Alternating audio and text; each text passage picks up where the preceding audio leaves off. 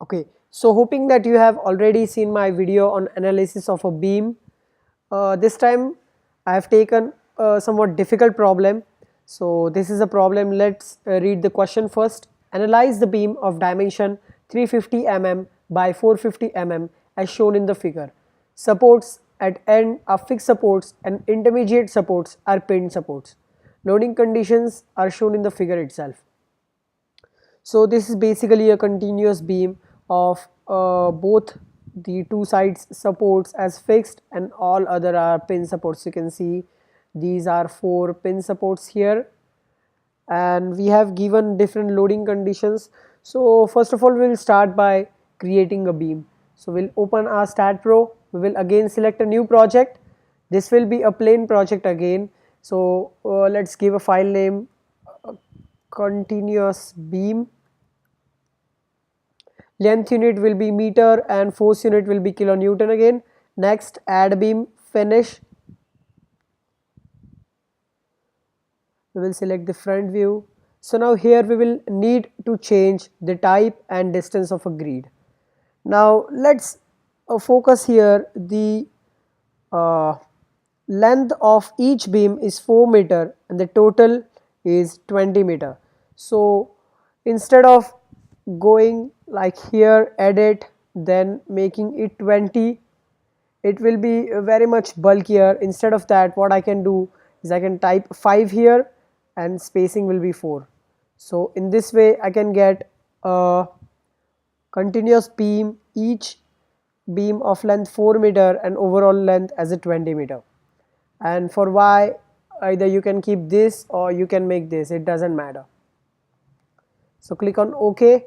Now I'll draw my beams 4 meter, 8 meter, 12 meter, 16 meter and 20 meter. And when you click on a snap node beam, you can see your beam has been created. Now we will define all these supports, or else we can go by the methodology. Go to general, first of all define the property rectangle, then the size is 350 mm by 450 mm. Notice that this size is in mm and R unit is in meter, so make sure you type 0.35 by 0.45. Click add, close, then select this section we just defined, then select the total beam and then select assign to selected beams. In this fashion you have assigned the section property to the beam. You can see your beam has been made. Now the next job is to give the supports. So notice we have two support types, first is fixed and another is pin.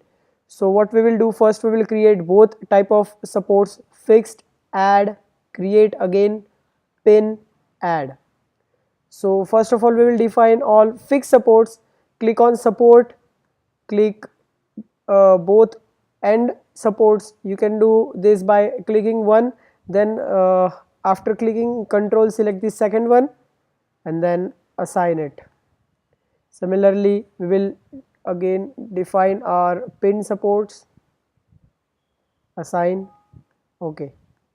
Now we have assigned the property and supports. The next job is for loading. Click on load case detail, click on add. Like again we will assume that all type of loads are dead loads, then click on add, close. Now in dead load we will add loads one by one. First is 5 kilonewton UDL, member load -5 because it is in negative direction and Y is in upward direction, so we will enter global Y in negative direction, add, close. Second is a trapezoidal member load starting from 7 up to the 10. So we will again add load. You can see in member load there is an option of trapezoidal. First load is 7, second is 10, -7 -10. We will add it. Then third load is two members loads, one is 10 kilonewton and second is 5 kilonewton. So this is from here it is 1 meter, and again from this end it is 1 meter. So we will select a member nodal load here, that will be a member concentrated load, concentrated force, first of minus 10 at d1 distance, that is 1 meter in global y, add second will be oh I am sorry, this will be, okay, that is right, 10 from 1 meter from here and 5 kilonewton. Remember d1 starts from where the beam has started, so this will be 3. The next node edit, I am sorry, we will go in dead load, then we will select add member load, concentrated force, this one will be minus 5 now at a distance of 3, because this is 1, this is 1 and this is 2, hence the total is 3. Add. Now next load will be this UVL, uniformly varying load of 5 kilonewton starting from 0. Inside UVL we have two options, I will show you guys. Member load linearly varying, one is this type where we start from some load and ends at some load, and another is this type where the maximum load is at the center. First we will define 0 to 5 and then we will define this 10 kilonewton load.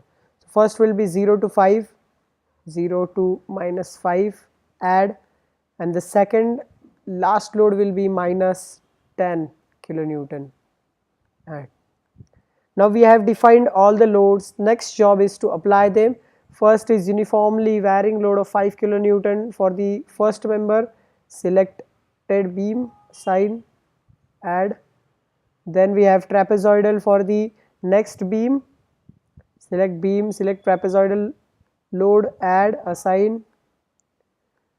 So if you want to see the value of all the loads, you can right click, labels, load values, apply, okay. So here all the values are stated so that it won't be confusing for you guys. Next will be our 10 kilonewton and 5 kilonewton load. So 10 kilonewton load, first we will select a member, 10 kilonewton load, assign to selected beam, okay. Then again for the same beam, okay, you can type on scale here to scale the loads. Then linearly varying load starting from 0 to the 5, assign to selected beam, assign, and at last linearly varying load with maximum load at center. So in this way we have completed our modeling. First we defined the property, then we defined supports, then we have done with a loads and calculation, then we will go in analysis and print. We do not want any print, so we will add no print, add close, and then we can run analysis. So 0 error, 0 warnings, 0 nodes. So you can go to post processing mode, done, okay. So here you have all the needed information.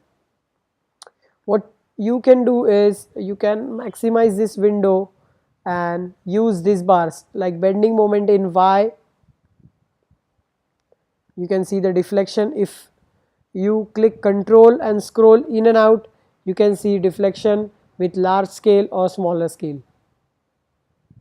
So this was our video for a complicated beam.